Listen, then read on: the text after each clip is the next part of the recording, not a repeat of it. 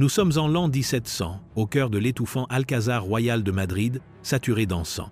Ici, dans un royaume d'ombres et de murmures, un homme qui est aussi un empire se meurt. Son nom est Charles II, roi d'Espagne, de Naples, de Sicile et des Indes. Mais ces titres sont une moquerie grotesque de la créature piégée dans les draps royaux. Il a 38 ans mais possède le corps d'un vieillard ancien et décrépit, son esprit une ruine obscurcie. Pendant des années, les plus grands théologiens et exorcistes du royaume ont lutté pour son âme, convaincus qu'il n'est pas simplement malade, mais ensorcelé, un réceptacle pour des forces démoniaques. Ils l'appelaient El Equizado, l'ensorcelé. Mais si le démon n'était pas un esprit de l'enfer, mais un fantôme dans son propre sang, et maintenant, nous vous demandons d'arrêter la vidéo et de vous abonner à notre chaîne. Pour que nous puissions continuer à faire des vidéos comme celle-ci, nous devons atteindre 1000 abonnés dès que possible. Merci. Pour comprendre la tragédie de Charles II, on ne peut commencer par sa naissance, mais par les siècles de choix qui ont fait de son existence une fatalité biologique, le dernier soupir angoissant d'une dynastie qui avait systématiquement empoisonné sa propre source de vie au nom du pouvoir. Nous devons remonter au cœur de la maison de Habsbourg, une famille qui, d'un modeste comté suisse, s'est élevée pour contrôler un empire mondial grâce à une stratégie simple et d'une efficacité impitoyable. Bella Gerentali, tu Félix Austria, Nub, que d'autres fassent la guerre. Toi, heureuse Autriche, marie-toi. Pendant des générations, les Habsbourg n'ont pas tant conquis des territoires avec des armées qu'ils ne les ont absorbés par des contrats de mariage, leurs enfants devenant la monnaie vivante de l'ambition géopolitique. Cette politique créa un vaste réseau de pouvoirs pan-européens, mariant des rois espagnols à des archiduchesses autrichiennes et des infantes portugaises à des empereurs du Saint-Empire romain, jusqu'à ce que leur arbre généalogique cesse de s'étendre pour plutôt se replier sur lui-même, ses racines et ses branches s'enchevêtrant en un nœud dense et inéluctable. La manifestation physique de cette politique fut la tristement célèbre mâchoire des Habsbourg, le prognatisme mandibulaire prononcé qui devint un insigne de leur lignée royale. Pourtant, ce menton proéminent n'était que le symptôme le plus visible d'une corruption bien plus profonde et insidieuse, un poison à action lente transmis dans le sang, un héritage génétique qui devenait plus concentré, plus puissant et plus destructeur à chaque union successive, politiquement opportune. L'empire qu'ils bâtirent était immense, mais le patrimoine génétique dont ils tiraient leurs futurs dirigeants devint périlleusement, catastrophiquement restreint, une cage dorée de leur propre fabrication. L'histoire de cette déchéance génétique est un exercice glaçant de mathématiques et de tragédie humaine, la chronique d'une lignée se repliant sur elle-même jusqu'à ne plus pouvoir maintenir la vie.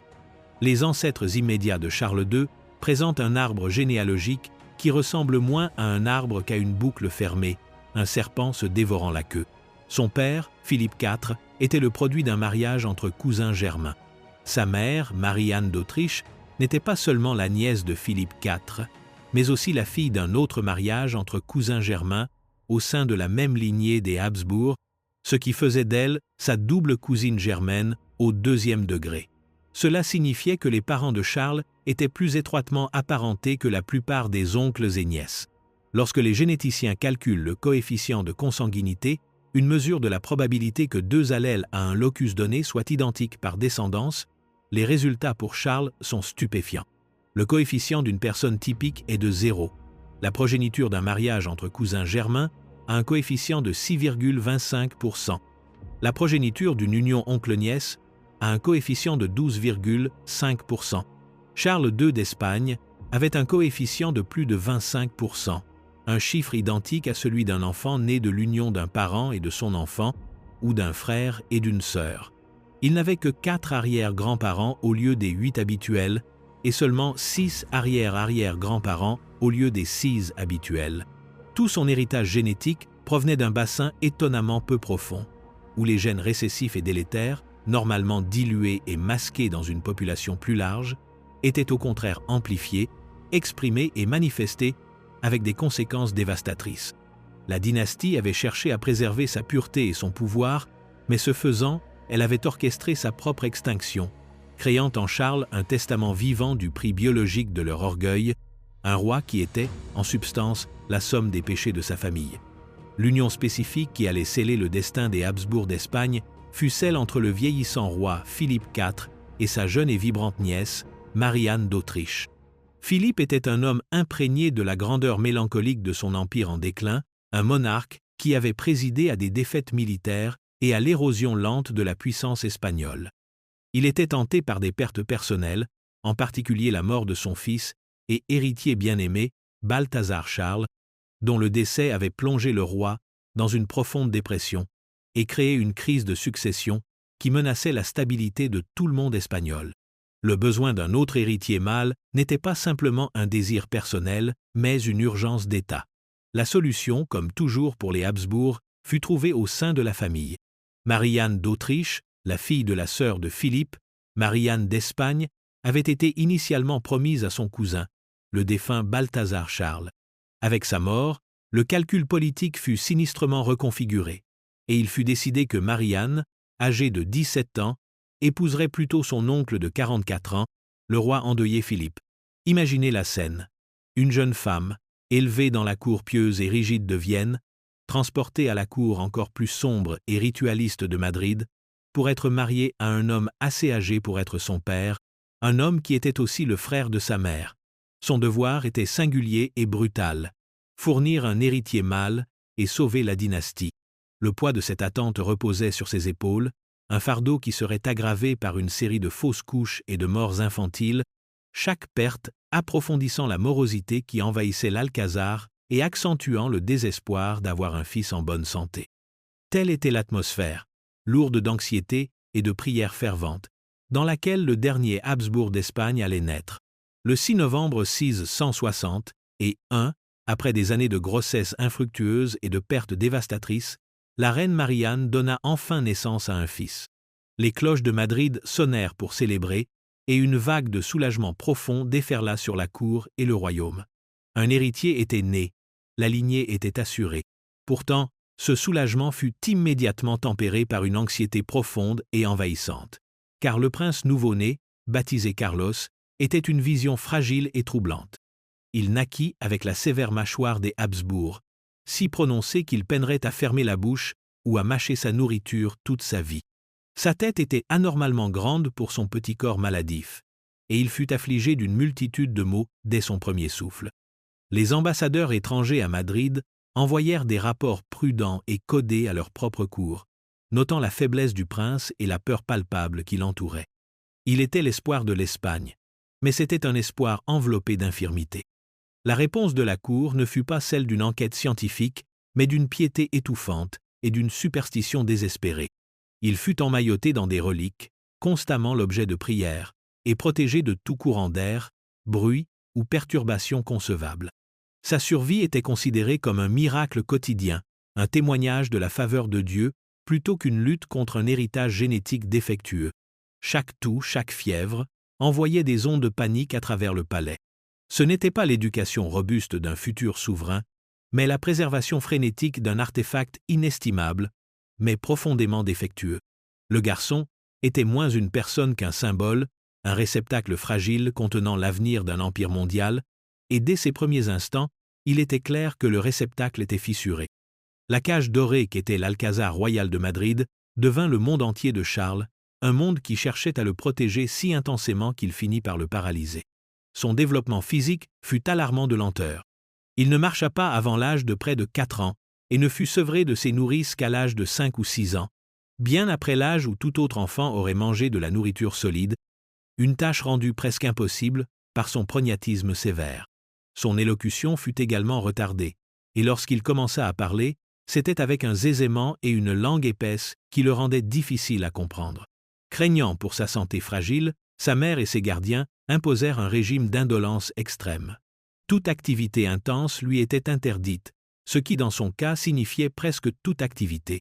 Tandis que d'autres princes étaient rigoureusement formés à l'équitation, à l'escrime et aux arts de la guerre et de la gouvernance, Charles était souvent confiné dans ses appartements, jouant avec des jouets simples ou observant les cérémonies religieuses élaborées qui constituaient l'essence de la cour. Cette surprotection eut un effet catastrophique sur son développement mental et social. Privé des défis et des stimuli normaux de l'enfance, son esprit resta aussi sous-développé que son corps. Il était traité comme un objet sacré, une idole à vénérer et à préserver, non un garçon à élever ou un roi à éduquer. Son existence était passive, une vie vécue dans l'ombre de son propre palais, entouré de serviteurs qui satisfaisaient ses moindres caprices, mais ne le mettaient jamais au défi, créant un futur roi qui aurait l'autorité d'un dieu mais l'intellect et la maturité émotionnelle d'un enfant chroniquement malade. Alors que Charles n'avait pas encore 4 ans, son père, le roi Philippe IV, succomba finalement à ses propres maladies et mourut. Dans son testament, Philippe, parfaitement conscient de la fragilité de son fils, établit un conseil de régence pour gouverner au nom de Charles, avec la reine Marie-Anne à sa tête. Le pouvoir du vaste empire espagnol, avec ses territoires en Italie, aux Pays-Bas, dans les Amériques et aux Philippines, reposait désormais entre les mains d'une veuve éplorée et d'un comité d'aristocrates, tous agissant au nom d'un roi en bas âge, qui ne pouvait encore ni marcher ni parler correctement. La reine Marie-Anne, femme d'une grande piété mais d'une expérience politique limitée, se retrouva au centre d'un tourbillon d'intrigues de cour. Elle s'appuya lourdement sur son confident et conseiller choisi, un prêtre jésuite autrichien nommé Juan Everardo Nitar, qu'elle nomma grand inquisiteur. Cette nomination exaspéra les grands d'Espagne, qui voyaient dans le prêtre autrichien un intrus étranger usurpant leur influence légitime. La cour se fractura immédiatement en factions rivales, chacune luttant pour la faveur de la reine régente et cherchant à contrôler les leviers du pouvoir. L'atmosphère s'épaissit de paranoïa et de conspiration. Toutes ces manœuvres politiques, ces rivalités amères et ces luttes de pouvoir tourbillonnaient autour de la figure silencieuse et inconsciente du jeune roi. Il était la source ultime de toute autorité, mais il était une non-entité complète dans son propre gouvernement, une couronne vivante posée sur un trône vide, sa faiblesse profonde créant un vide que des hommes ambitieux allaient se disputer férocement pendant la décennie et demie suivante. La menace la plus importante pour la régence de la reine Marie-Anne ne venait pas d'une puissance étrangère, mais de l'intérieur même de la famille des Habsbourg, en la personne de Don Juan José d'Autriche. Il était le fils illégitime, mais officiellement reconnu de Philippe IV, issu d'une liaison avec une actrice, et il était tout ce que le jeune roi Charles n'était pas, beau, intelligent, charismatique et un chef militaire éprouvé. Il était immensément populaire auprès du peuple et des soldats, qui voyaient en lui un reflet de la gloire passée de l'Espagne. Don Juan José méprisait la reine régente et son conseiller jésuite, Nitar, estimant qu'il gérait mal le royaume et isolait le jeune roi. Il se voyait comme le gardien légitime de son demi-frère et le véritable protecteur de l'État espagnol. Cela prépara le terrain pour une lutte de pouvoir longue et amère qui définit la jeunesse de Charles. Don Juan José lança une campagne publique contre Nitar, forçant finalement la reine régente à renvoyer son favori et à l'envoyer en exil. Mais ce n'était que le premier pas. À mesure que Charles grandissait, Don Juan José continua de se positionner comme l'alternative à la régence faible et inefficace, culminant par une marche spectaculaire sur Madrid en 1677. Il prit le pouvoir, exila la reine Marie-Anne dans un couvent à Tolède et devint effectivement le Premier ministre, gouvernant l'Espagne au nom de son demi-frère profondément handicapé. Le règne du roi Charles II commença ainsi non par sa propre affirmation du pouvoir, mais par un coup d'État de palais qui démontra à toute l'Europe à quel point il était impuissant. Alors que Charles passait de l'enfance à l'adolescence, l'étendue de ses déficiences cognitives et éducatives devint horriblement apparente et impossible à dissimuler. La tâche d'éduquer le roi d'Espagne, un rôle qui aurait dû être la tutelle la plus prestigieuse du royaume, devint une source de profonde frustration et de désespoir. Des tuteurs furent nommés, des hommes savants chargés de façonner l'esprit royal, mais ils se heurtèrent à un obstacle insurmontable. Charles possédait une durée d'attention extrêmement courte et une incapacité quasi totale à saisir les concepts abstraits. Il peinait à lire et à écrire les phrases les plus simples bien après son adolescence. Les histoires complexes de sa propre famille, les détails complexes de son empire mondial, les principes fondamentaux du droit et de la gouvernance, tout cela était totalement hors de sa portée. Son esprit, émoussé par une vie de maladie et un manque de stimulation, ne pouvait tout simplement pas retenir l'information. Les rapports de ses tuteurs parlent d'un jeune homme placide et docile, mais intellectuellement inerte. Il montrait peu de curiosité pour le monde au-delà de son environnement immédiat et semblait se contenter de passer ses journées à des passe-temps simples, comme jouer avec ses chiens ou observer les processions religieuses depuis une fenêtre du palais. Ce n'était pas simplement une question d'être un mauvais élève, c'était une incapacité fondamentale. Le monarque, qui détenait un pouvoir absolu sur des millions d'âmes à travers le globe, ne pouvait composer une lettre cohérente ou suivre un raisonnement de base. L'immense et complexe machinerie de l'État espagnol avait en son cœur un vide profond et terrifiant, un roi qui pouvait régner mais ne pouvait gouverner. Charles ayant atteint sa majorité, du moins en titre, la question d'État la plus pressante était d'assurer la succession par le mariage.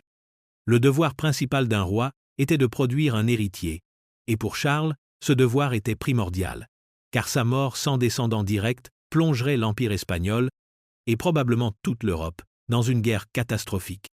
L'épouse choisie fut Marie-Louise d'Orléans, la nièce vibrante et belle du puissant roi Louis XIV de France, âgée de 17 ans. Le mariage était un coup de maître politique, destiné à apaiser la rivalité de longue date entre les dynasties des Bourbons et des Habsbourg. Pour la jeune Marie-Louise, cependant, ce fut une condamnation à une vie de morosité et de devoir. Arrachée à la cour française de Versailles, célèbre pour sa vivacité et son raffinement, elle fut plongée dans l'univers rigide, sombre et intensément religieux de l'Alcazar espagnol. Son arrivée fut comme une éclaboussure de couleurs brillantes dans un paysage monochrome. Elle était charmante, intelligente et pleine de vie, un contraste saisissant et tragique avec son nouveau mari. Charles, alors âgé de 18 ans, tomba immédiatement et profondément amoureux de sa belle jeune épouse. Il développa pour elle une affection puérile et dépendante, la suivant partout dans le palais et la comblant d'un amour pathétique et désespéré. Pendant un court instant, il sembla que la vivacité de Marie-Louise pourrait éveiller une étincelle chez le roi Maussade. Elle essaya de le faire participer, de le sortir de sa coquille et d'apporter un semblant de joie dans sa vie étouffante. Mais l'espoir qu'elle représentait était fragile, destiné à être écrasé par la tragédie centrale et inévitable de leur union. Le mariage royal, qui avait commencé avec une lueur d'espoir pathétique, sombra bientôt dans une crise nationale et une agonie privée. La seule chose que le royaume exigeait d'eux, un héritier, il ne pouvait la produire. L'échec, il était clair pour tous, venait du roi. Charles, affligé d'une multitude de défauts génétiques, était presque certainement stérile. L'analyse médicale moderne suggère qu'il aurait pu souffrir d'une combinaison de conditions, y compris une déficience en hormones pituitaires et une acidose tubulaire rénale distale, ce qui l'aurait rendu impuissant ou infertile. La pression immense sur le couple royal était insupportable. La cour, l'Église et le peuple attendaient avec impatience toute nouvelle d'une grossesse royale. Chaque mois qui passait sans annonce aggravait la crise. Des prières publiques furent organisées et des remèdes religieux et populaires humiliants furent prescrits. La reine fut soumise à des examens invasifs et à des rituels de fertilité bizarres, tandis que le roi était gavé de prétendus aphrodisiaques. Pour Marie-Louise, la vie à la cour d'Espagne devint un enfer sur terre. Elle fut blâmée par la faction pro-autrichienne pour son incapacité à concevoir, l'objet de chuchotements des courtisans, et constamment surveillée. Sa joie de jeunesse s'évapora lentement, remplacée par une profonde mélancolie. Elle était prisonnière dans une cage dorée, liée à un homme pour qui elle pouvait avoir pitié mais pas d'amour, son propre avenir et son bonheur sacrifiés pour un dessein dynastique qu'elle était incapable d'accomplir. La tragédie était double, la crise politique d'un roi sans héritier et le désespoir profond et personnel d'un homme et d'une femme piégés dans une union stérile, leur chambre à coucher étant le point de mire de l'anxiété de tout un empire.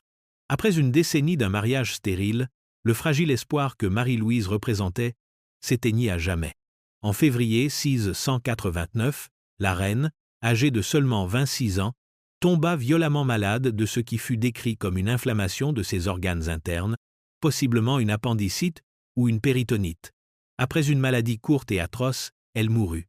Charles fut plongé dans un état de deuil absolu et inconsolable. Il avait aimé sa femme d'une dévotion désespérée et puérile, et sa mort brisa le peu de stabilité qu'il possédait. Bien que la cause officielle du décès fût la maladie, l'atmosphère fétide de la cour espagnole donna immédiatement lieu à de sinistres rumeurs.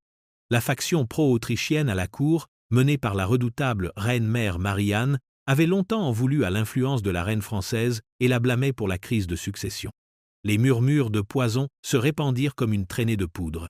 Avait-elle été éliminée pour faire place à une nouvelle épouse allemande, espérait-on plus fertile, qui alignerait l'Espagne sur le Saint-Empire romain?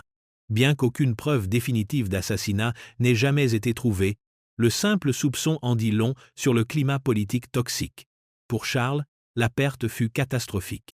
On rapporte qu'il retourna encore et encore à sa tombe, exigeant que l'on ouvre le cercueil pour qu'il puisse contempler une dernière fois son visage en décomposition.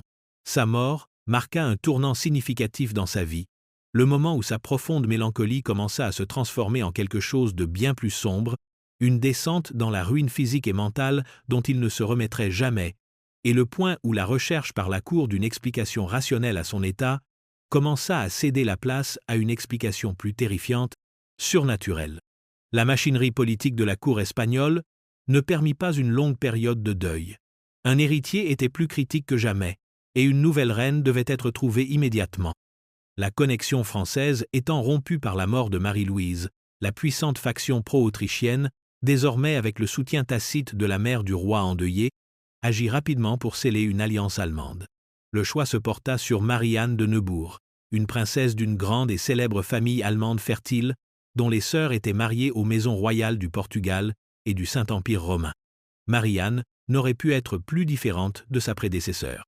Là où Marie-Louise avait été charmante et douce, Marie-Anne était politiquement ambitieuse, dominatrice et ouvertement pro-autrichienne. Elle arriva en Espagne, non pas comme une jeune épouse effrayée, mais comme une opératrice politique avec un programme clair, produire un héritier Habsbourg, qui assurait le trône espagnol à la branche autrichienne de la famille, et enrichir ses propres parents allemands. Pour Charles, sombrant alors plus profondément dans la dépression et la maladie, ce second mariage fut dépourvu de l'affection qui avait caractérisé le premier. C'était une transaction de sinistre devoir, il était un participant passif dans sa propre vie, un pion déplacé sur l'échiquier par sa mère et sa nouvelle épouse calculatrice. La relation était froide et pleine de tensions. Marie-Anne, en réalisant la véritable étendue des infirmités de son mari et son infertilité probable, en vint à le mépriser, son ambition initiale se transformant en frustration amère, alors qu'elle aussi ne parvenait pas à concevoir. Le second mariage fut aussi stérile que le premier, mais il fut marqué par un nouveau niveau de désespoir et de tromperie. La reine Marie-Anne, confrontée à la même menace existentielle que sa prédécesseur, la perte de statut et d'influence, qui accompagnait le fait d'être une reine stérile, eut recours à des mesures extrêmes. À plusieurs reprises, elle orchestra des tromperies élaborées, prétendant être enceinte. Ces grossesses nerveuses, connues sous le nom de cloqueos en espagnol, étaient du théâtre politique du plus haut niveau. La cour était officiellement informée, des célébrations planifiées, et pendant quelques mois, la position de la reine était assurée, tandis que le royaume attendait la naissance d'un héritier. Mais inévitablement, la mascarade s'effondrait. Une fausse couche était annoncée, où la date de l'accouchement passait sans résultat, replongeant la cour dans la crise et érodant davantage la crédibilité de la reine. C'est pendant cette période d'échec et de désespoir croissant que le récit entourant le roi Charles commença son virage définitif du médical au métaphysique. Face à un roi dont le corps dépérissait, dont l'esprit était obscurci et dont la semence était stérile, la cour et le pays commencèrent à abandonner les explications rationnelles. Il ne suffisait plus de dire qu'il était malade. L'ampleur de ses afflictions, la totalité de son échec en tant qu'homme et en tant que roi, semblait exiger une explication plus grandiose, plus sinistre. La graine d'une idée, plantée dans le sol fertile de la piété et de la superstition espagnole, commença à germer. Le roi n'était pas seulement malade, il était maudit. Il était El Equizado, l'ensorcelé. Alors que Charles avançait péniblement dans la trentaine, son corps devint un tableau grotesque de son héritage génétique, un monument vivant et respirant à la déchéance dynastique. Le catalogue de ses maux était long et horrifiant, une litanie quotidienne de souffrances qui transforma le roi en prisonnier de sa propre peau. La proéminente mâchoire des Habsbourg, qui le tourmentait depuis sa naissance, avait fait pourrir et tomber ses quelques dents restantes, rendant la mastication un processus tortueux et le condamnant à subsister d'un régime d'aliments mous et écrasés qu'il avalait souvent tout rond. Ceci, combiné à ce qui était probablement un système digestif chroniquement enflammé, le fameux estomac des Habsbourg, entraînait des indigestions, des vomissements et des diarrhées constants. Son corps était secoué par des crises d'épilepsie, les crises devenant plus fréquentes et violentes avec l'âge, le laissant souvent sans connaissance pendant des heures.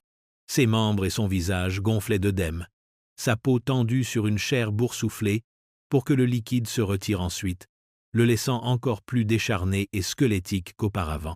Il vieillit prématurément, si bien qu'à la moitié de la trentaine, il ressemblait à un vieil homme, les cheveux blancs, le dos voûté, les mouvements lents et traînants.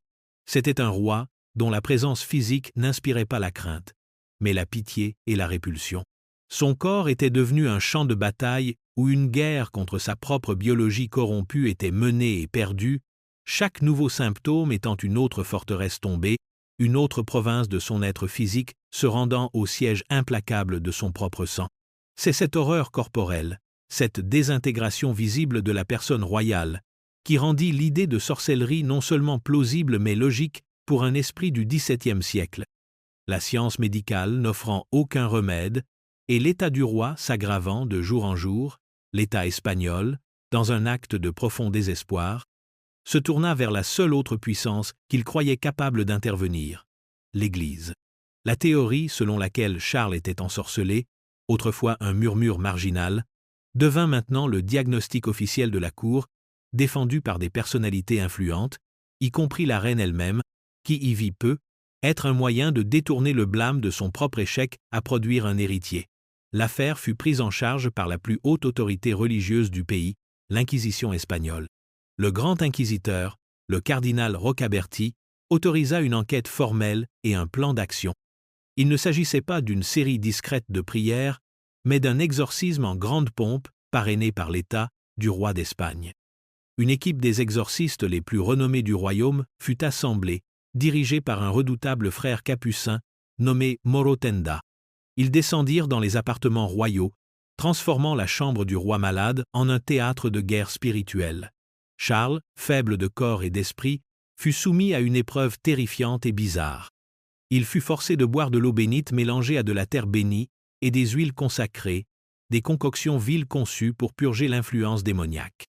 Des reliques de saints furent placées sur son corps boursouflé, et l'air de ses appartements s'épaissit de la fumée de l'encens et du chant incessant de rites latins, de prières et de commandements, tous visant à expulser les démons qu'il croyait nichés au plus profond de la chair royale, tordant ses organes, obscurcissant son esprit et volant sa vitalité.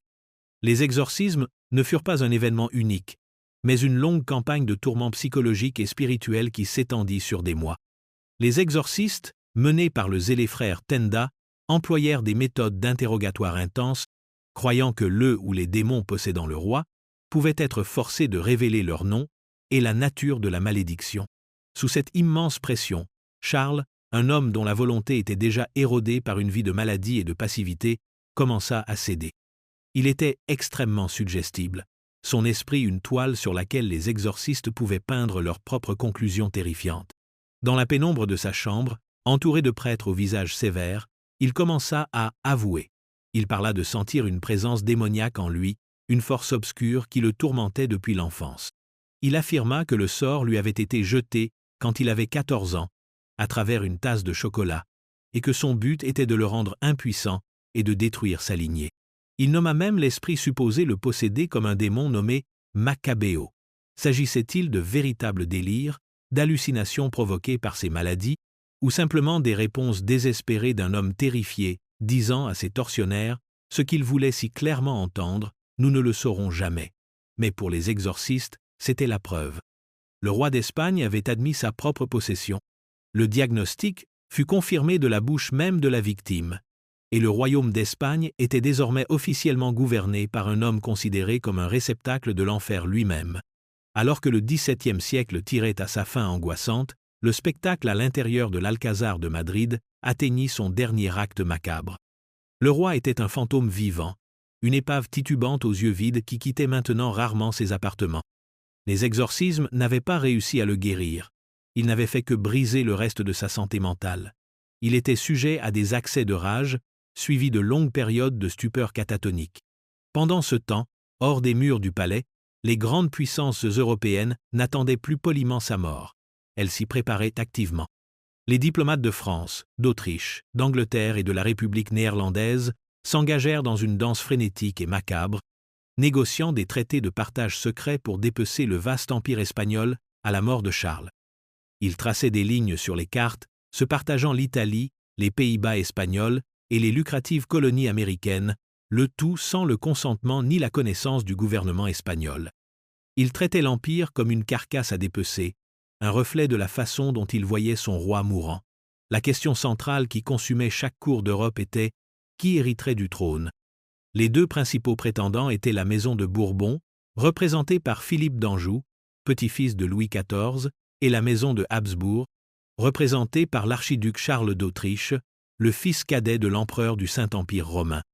La cour de Madrid était violemment divisée en factions pro-françaises et pro-autrichiennes, chacune exerçant une pression implacable sur les conseillers du roi mourant, comprenant que le sort du continent reposait sur le testament final d'un homme dont l'esprit était une ruine. La fin arriva à l'automne de l'an 1700. L'état de Charles se détériora rapidement.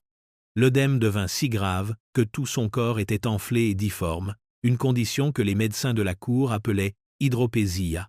Sa respiration devint un combat peu profond et ralent. Dans ses rares moments de lucidité, il était tourmenté par des obsessions morbides.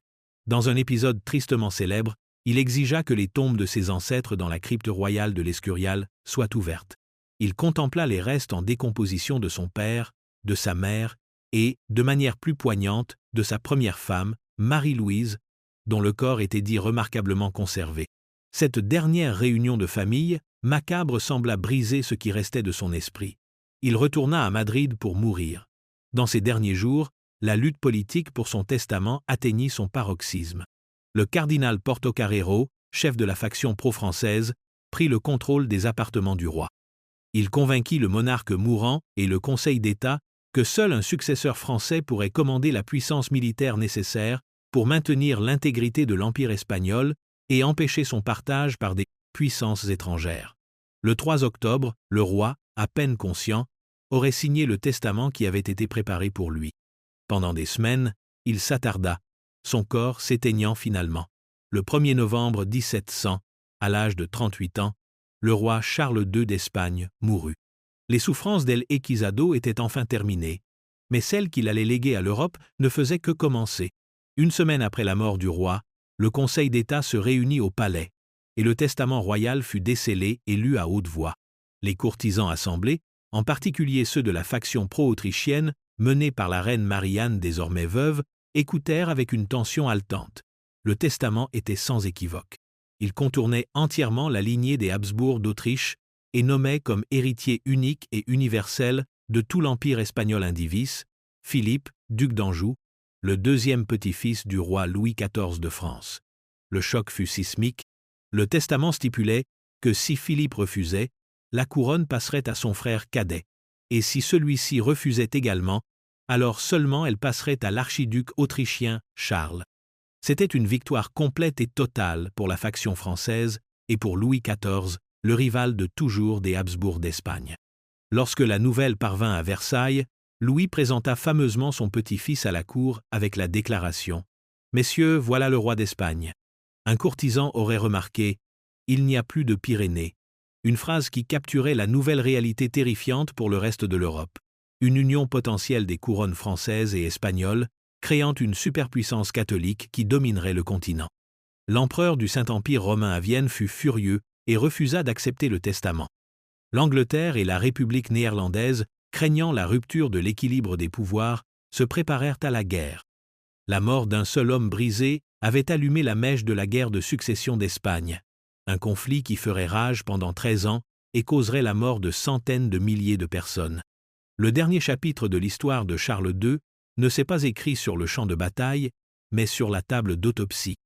Les médecins qui avaient été impuissants à l'aider de son vivant furent maintenant chargés de cataloguer la ruine de son corps. Leur rapport est un document glaçant, un témoignage des effets catastrophiques de générations de consanguinité.